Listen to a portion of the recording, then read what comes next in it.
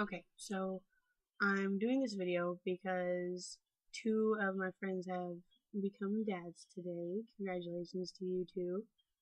And it kind of got me thinking,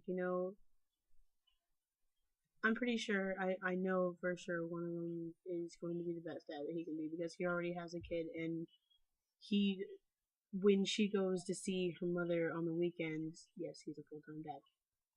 He texts me and is like, "Oh, I miss my baby girl," and he's so whiny, and it's kind of cute.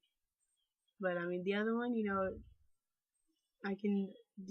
He was so excited when he left work. Like he was just anxious and nervous and crazy, and I can tell he's gonna turn out to be a good dad too. But it got me thinking about my own. I don't talk to my dad at all. I told him at the beginning of this year that I was done talking to him, and his response was, "Okay, cool."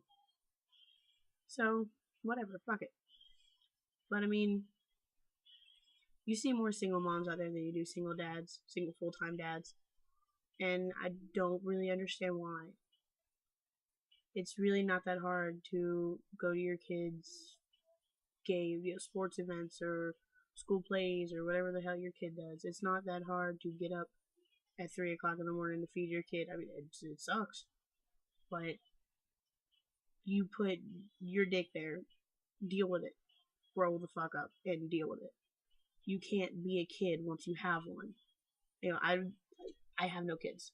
I don't. I have three little brothers, one little sister, a goddaughter, and too many little cousins to count. So, I mean, maybe I'm talking about shit that I just don't even know. Maybe I'm just running my mouth about shit I have no idea about. But this is just my perception on it. Like, I don't understand. Like, okay, my dad wasn't the best, but my dad wasn't the worst either. Like, he, my mother had to call him to even get back in contact with him because I didn't know him until I think I was like 7 or 8, maybe 9, but I think it was like 8. But I didn't know him. He stayed around for maybe like the first year and then left. And she had to get in contact with him so he could see me.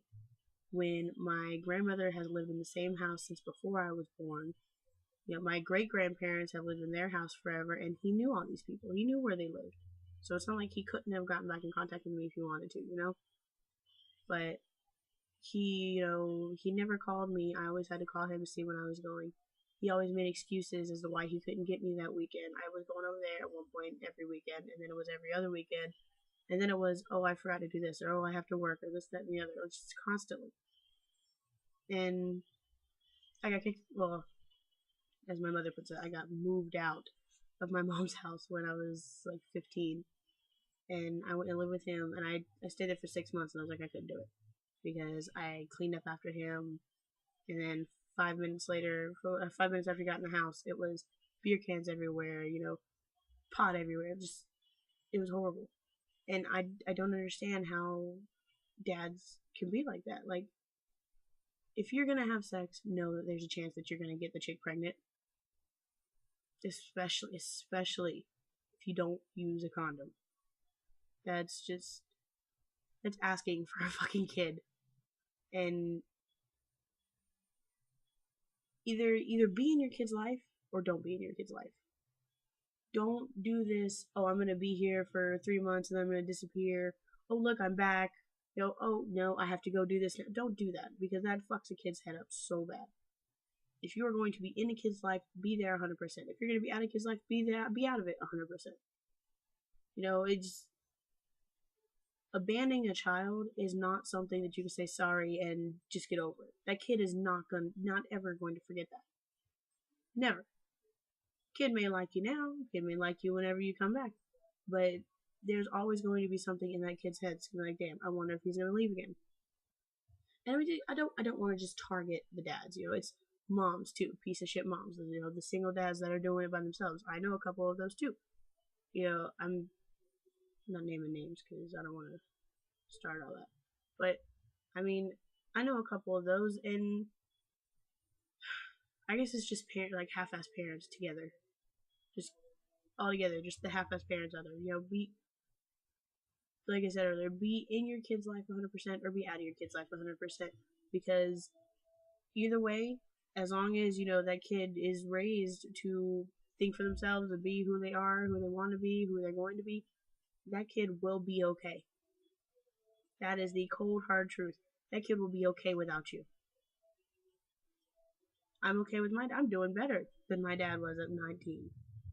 I am moved out of my mom's house. I have my own vehicle. I have a steady job that I haven't left in almost, a year and some change. October will be 2 years straight that I've worked for Sonic. And my dad, honestly, he would have his own store by now. He would probably be in corporate office right now. But he left. He went from one place to one place to one place to one place. He didn't hold down a single job over and over again. And that's why when you ask me about my job, Sonic, that's why I tell you it's not much, but it's something, because I don't plan to leave Sonic. I love my job. It may be simple and it may not be, what everybody wants for me, but it's what I want for me. I love my job. And that love for my job isn't going to go away. Because like I said in one of my previous videos, my customers are fucking amazing. And I mean, if they could follow me everywhere, I'd find a better job. But they can't follow me everywhere. So I love my job. I do. It's helped me get to where I am now. And when I try to, like I said, I've been working there for over a year. And when I first told my dad that I had the job, he said, "All right, cool. I'm gonna come see you, this, that, and the other." And I haven't seen him since. He hasn't called to ask how I am. He hasn't called to check up on me. Nothing. Just I told him I was never gonna talk to him again, and he said, "Okay." And for those dads out there who have more than one kid by different women, learn from the oldest. Like I said, he's doing the same thing to me that he's doing the same thing to my little brother he did to me. My little brother has to call him and see when he's gonna go over there. My little brother has to call him and make arrangements for him to go see his own father. He sits there and he drinks with my little brother. He smokes pot with my little brother. Like, it's ridiculous.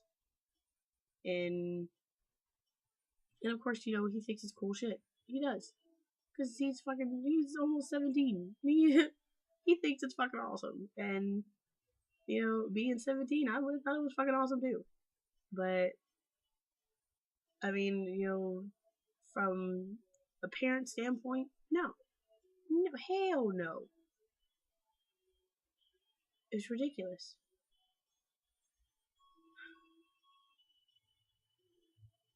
And there are times when I do wish that my dad would have been there more for me. But I stop myself from thinking that way because like I said, I'm doing fine without him. And when my little brother was first born, I was jealous of him because he had his mom and his dad. When my little sister was born, I was jealous of her because she has her mom and her dad. But as soon as that thought enters my head, it leaves, because I remember my mom was my mom and my dad. I owe my mother everything in the world.